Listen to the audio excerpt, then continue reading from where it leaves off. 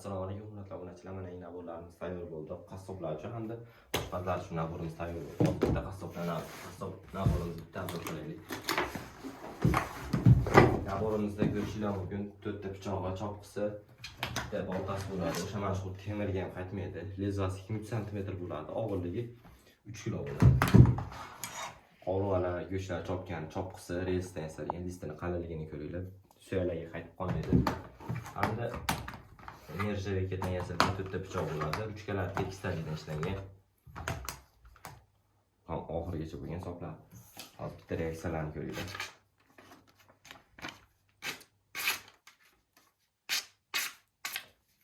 Terishiladigan pichoq bo'ladi.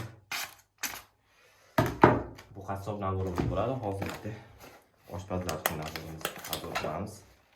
Ko'rishingiz mumkin. Bu naborimizda ikkita pichog'i, bitta kapkir hamda bitta chaqlaydigan bo'ladi.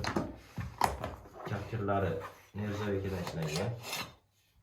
Ko'rishingiz mumkin. Ikkita pichoq ham nержавейкаdan, bu ham sopi tekstildan, sopi oxirigacha kelgan. Reaksiyalarni ko'ringlar buni ham.